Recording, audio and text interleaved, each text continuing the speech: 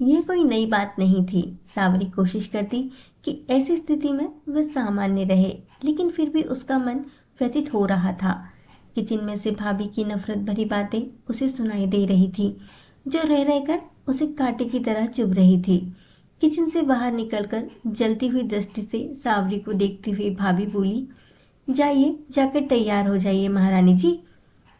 जो तमाशा हमेशा होता आया है आज भी होगा। लड़के वाले आएंगे, खूब खाएंगे पिएंगे और फिर आपका यह गोयल जैसा काला रूप देखकर मुंह बिचकाकर चले जाएंगे। भाभी की कटाक्ष भरी बातें सुनकर सावरी की आंखें डबडबाई। वह भारी मन से उठी और बिना कुछ कहे चल दी अपने कमरे में तैयार होने। भाभी का बड़बड़ाना जारी था। पता नहीं क्यों माँ बाबूजी को इन मैडम की शादी की इतनी चिंता हो रही है। कोई लड़का पसंद करेगा तब तो शादी होगी ना। 20 लड़के नापसंद कर चुके हैं। अरे जब इनकी किस्मत में शादी होना लिखा होता तो कुदरत इन्हें इतना बदसूरत क्यों बनाता। सोनम भी 23 साल की हो गई है। सावरी की शादी कहीं तय नहीं हो रही है तो उसी की शादी कर देनी चाहिए। उसे तो लड़के वाले देखते ही पसंद कर लेते हैं। माँ ने अपनी विवशता जाहिर की। ऐसे कैसे हो सकता है बहू। बड़ी बेटी कुंवारी घर में बैठी रहे और हम छोटी बेटी की शादी कर दे। भाभी आंखें तरेड़ कर देखकर बोली, आपको क्या लगता है माँ जी, आज लड़के वाले साबरी को पसंद कर लेंगे। ऐसा कुछ भी नहीं होने वाला। साबरी की वजह से सोनम को घर में बैठाकर बालों में सफेदी आने का इंतजार मत कीजिए। मेरी मानिए तो सोनम की शादी करा दीजिए। सावरी अपनी माँ जैसी ही सावली थी। सावले रंग के कारण माँ ने उसका नाम सावरी रखा था। माँ बाप भाई बहन को छोड़कर सावरी औरों को काली नजर आती थी। उसके पैदा होने पर दादी सिर पकड़कर बोली थी, अरे यह काली छिपकली घर में कहाँ से आ गई, कैसे बेड़ा पार होगा इसका। भाभी जब इस घर में ब्याह कर आई थी तो सावरी को देखकर उन्होंने तपाक से कहा था, तुम्हारा नाम तो कलूटी होना चाहिए। यह सावरी किसने रख दिया। भाभी ने एक बार तो यह कह दिया था, सावरी को अपनी माँ के जमाने में पैदा होना चाहिए था, क्योंकि उस समय तो लड़की देखने का रिवाज भी नहीं था। शादी के बाद ही लड़का लड़की को देख पाता था। सावरी उस समय पैदा हुई होती तो माँ जी की तरह ही निपट जाती। माँ ने जब यह व्यंग सुना तो वह तिलमिला उठी और सावरी पर चिल्ला उठी, इतनी सारी अच्छी और महंगी क्रीमें घर में लाकर रखी हैं, लगाती क्यों नहीं उन्हें। सावरी अपमान और पीड़ा से भर उठती थी। मुझे जलन होती है उन क्रीमों से, मैं नहीं लगा सकती। माँ जानती थी कि चेहरे का रंग नहीं बदला जा सकता, फिर भी अपनी तसल्ली के लिए ढेर सारे अंग्रेजी और आयुर्वेदिक क्रीम लाकर रखती रहती। सभी लोगों को सावरी का गहरा सांवलापन पहले ही दिख जाता था, पर वह कितनी गुणी है, काबिल है, प्रतिभावान है, अनेक खूबियों से भरपूर है, ये किसी को नजर नहीं आता था। घर के सारे कामों में निपुण सावरी जिस कॉलेज में पढ़ी थी उसी कॉलेज में लेक्चरर नियुक्त हो गई थी और साथ साथ वह प्रशासनिक सेवा में जाने के लिए भी तैयारी कर रही थी। इतनी गुणवान और बुद्धिमान होने के बाद भी माता पिता के मन में एक टीस थी। कई बार उसने पापा को कहते सुना था, काश सावरी थोड़ी सी गोरी होती तो सोने पर सुहागा होता। ऐसा वाक्य सावरी को अक्सर निराश कर देता था। वैवाहिक विज्ञापनों में भी माँ बाप को निराशा ही हाथ लगती। उनमें लड़कों की पहली शर्त होती थी कि लड़की गोरी होना चाहिए, फिर बाद में सारे गुणों का उल्लेख रहता था। उस दिन शाम को भी वही हुआ जिसकी आशंका थी। सोनम को अंदर ही रहने को कह दिया गया था, ताकि कहीं पिछली बार की तरह सावरी की जगह सोनम को न पसंद कर ले लड़के वाले। माँ प्रार्थना करती रही पर सब बेकार गया।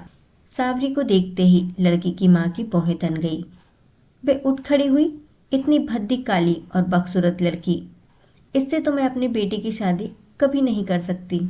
सन्नाटा छा गया। पापा हाथ जोड़ते हुए बोले, बहन जी, हमारी बेटी केवल रंग से मात खा रही है, आपकी घर गृहस्थी को अच्छे से जोड़कर रखेगी। बहुत ही गुणी और सुशील है मेरी बेटी, कॉलेज में भी इसका बहुत नाम है।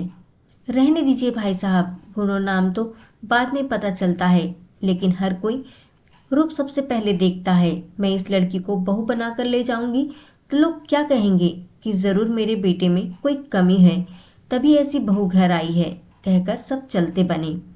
घर का वातावरण तनावयुक्त और बोझिल हो उठा।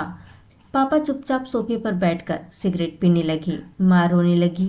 भैया बाहर निकल गए। सोनम अंदर आकर चाय नाश्ते के बर्तन समेटने लगी। भाभी के ताने शुरू हो गए थे। साबरी सब कुछ देख सुनकर भी सहज और सामान्य हो गई।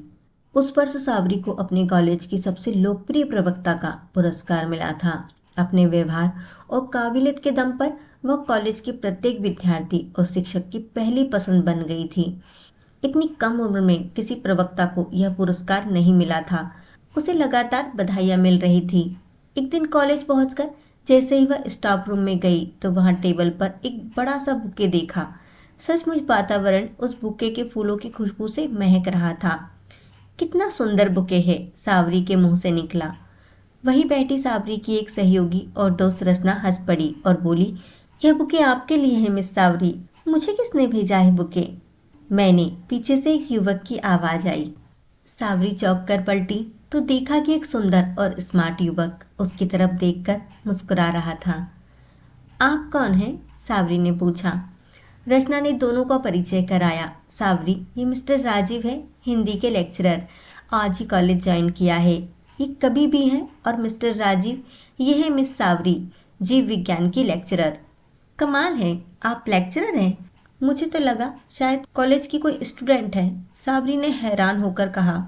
हैरान तो मैं हूँ, इतना कम समय में आप कॉलेज में इतनी लोकप्रिय हो गई, वरना लोगों की तो पूरी जिंदगी ही निकल जाती है कॉलेज में हर एक की पसंद बनने में। सावरी हंस दी। मुलाकातों का सिलसिला चल पड़ा। खाली समय में राजीव सावरी से कविता और साहित्य पर बातें करता रहता, जो सावरी को बहुत अच्छी लगती। उन दिनों राजीव एक कविता संग्रह लिखने की तैयारी कर रहा था। कविता संग्रह छपने के बाद वह काफी प्रसिद्ध हो गया। हर तरफ से बधाइयों का तांता लग गया। राजीव को सबसे पहले सावरी ने बधाई दी। बधाई स्वीकार करते हुए राजीव ने कहा, पता है सावरी, मेरी इन कविताओं को लिखने की प्रेरणा तुम ही हो। तुम मेरे पतझड़ जैसे जीवन में पसंद बनकर आई हो, बिना किसी भूमिका के। राजीव ने यह बात कह दी। सावरी के दिल की धड़कनें मानो तेज हो उठी। उस दिन सावरी ने राजीव की आंखों में अपने लिए दोस्ती के अलावा और भी कुछ देखा था। क्या ये सचमुच मुझसे प्यार करते हैं? यह विचार मन में आते ही सावरी का रोम रोम पुलकित हो उठा। उन्होंने मेरे रंग को नहीं देखा, मेरी सुंदर आंखें देखी, सुंदर बाल देखे, सुंदर होठ देखे। राजीव कभी है और कभी तो हर चीज में सुंदरता ढूंढ ही लेते हैं। वह भी राजीव को चाहने लगी थी। रॉयल्टी की रकम मिलने के बाद राजीव ने पार्टी रखी।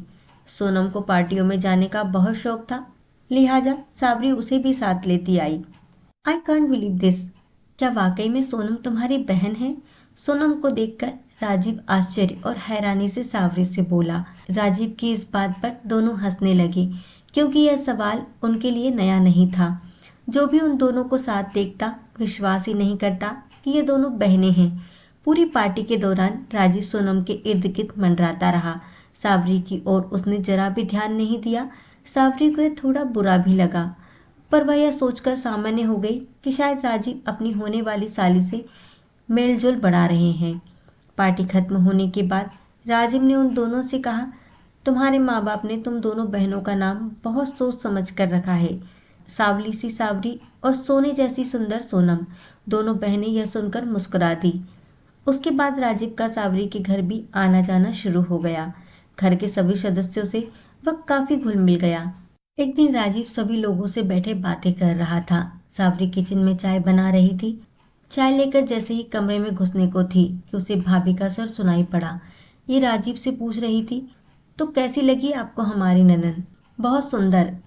इनके सौम्य रूप से मैं बहुत प्रभावित हुआ हूँ। पहली बार जब मैंने इन्हें देखा था तभी से इनकी मूरत मेरी आंखों में बस गई। मेरी तलाश पूरी हो गई। अब मैं इस संबंध को नया नाम देना चाहता हूँ, शादी करना चाहता हूँ मैं इनसे। मेरे पापा तो नहीं है, केवल माँ है और एक छोटी बहन है। उन्हें लेकर कल आ जाऊंगा शादी की बात करने। सावरी का चेहरा शर्म से लाल हो गया। वह अंदर नहीं गई। रात को खाने के समय भी वह किसी के सामने नहीं गई, कहीं भाभी या सोनम उसे प्यार से छेड़ न दे। आज रात नींद उसकी आंखों में कोसों दूर थी। अब सब कुछ अच्छा ही होगा। पहली बार अपने जीवन को लेकर वह बहुत उत्साहित थी। राजीव से उसकी शादी होने के बाद सोनम की शादी का भी रास्ता साफ हो जाएगा। 2 दिन पहले माँ को पापा से कहते सुना था, अब हमें और देर नहीं करनी चाहिए, सोनम की शादी कर देने में ही भलाई है। साबरी के नसीब में कोई होगा तो उसे मिल जाएगा। पापा ने भी हामी भर दी थी। साबरी के जी में आया था कि उस समय राजीव के बारे में बता दे, पर अब तो उनकी सारी चिंता दूर हो गई थी। राजीव ने खुद साबरी का हाथ मांगा था। यही सब सोचते न जाने कब उसकी आंख लग गई। सुबह काफी देर से साबरी की आंख खुली। घड़ी में देखा 10 बज चुके थे। वह हड़बड़ा कर उठी। किसी ने मुझे जगाया भी नहीं। राजीव तो 9 बजे तक अपनी माँ और बहन के साथ आने वाले थे। ड्राइंग रूम में जोर जोर से हंसने की आवाजें आ रही थीं। पर्दे की ओर से साबरी ने देखा कि राजीव अपनी माँ और बहन के साथ बैठे पापा और भैया से बातें कर रहे थे। उनकी बातों से पता चला कि वे अभी कुछ देर पहले ही आए हैं। उसने चैन की सांस ली। उसे गुस्सा भी आ रहा था। एक तो किसी ने जगाया नहीं, ऊपर से ना तो कोई उस पर ध्यान दे रहा था और ना ही तैयार होने को कह रहा था। उसने ठान लिया कि जब माँ, भाभी और सोनम खूब मिन्नतें करेंगी तभी वह तैयार होगी। ड्राइंग रूम में जब सबकी बातचीत चल रही थी तो पापा ने माँ को आवाज लगाई और फिर साबरी ने जो देखा वह उसके लिए अकल्पनीय था, अविश्वसनीय और अनपेक्षित था। हाथ में चाय की ट्रे लिए सोनम उन लोगों के सामने गई। माँ और भाभी साथ थी। सोनम ने राजीव की माँ के पैर छुए। उन्होंने सोनम का माथा चूमकर कहा, सचमुच चांद का टुकड़ा है, मेरे बेटे की पसंद, कहकर उन्होंने सोनम के गले में सोने की चेन पहना दी। राजीव ने सोनम को अंगूठी पहनाकर सगाई की रस्म पूरी कर दी। साबरी स्तंभ थी।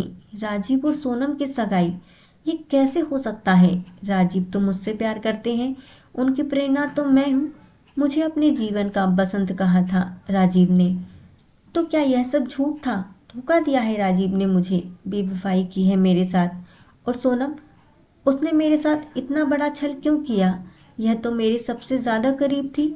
वह हमेशा कहा करती थी कि दीदी, जब तक आपकी शादी नहीं हो जाती मैं अपनी शादी के बारे में सोच भी नहीं सकती। फिर ये सब क्या है? कितनी बुरी तरह छला है राजीव ने और सोनम ने मुझे। इतना बड़ा आघात, इतना भीषण प्रहार किया है इन दोनों ने मुझ पर।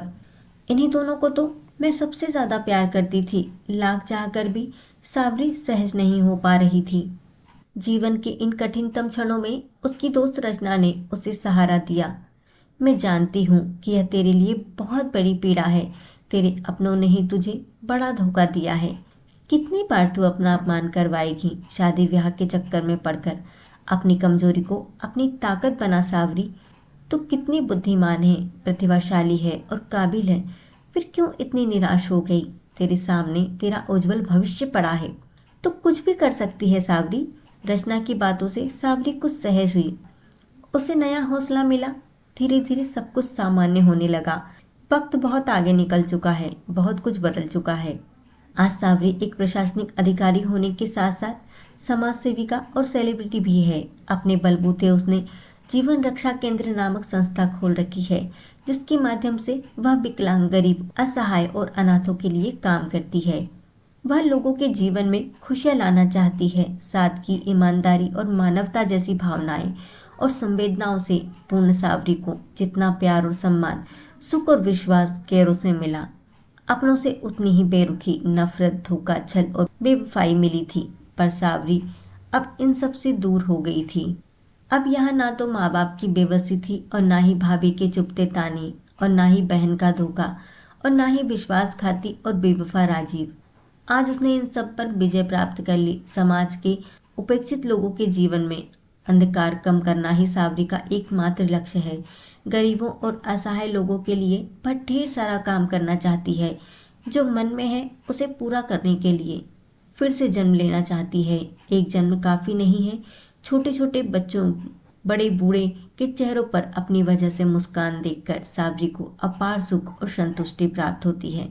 सचमुच आज उसने जान लिया कि दूसरों के लिए जीने में कितना सुख है। दूसरों के लिए जीना ही तो सही मायने में जीना है।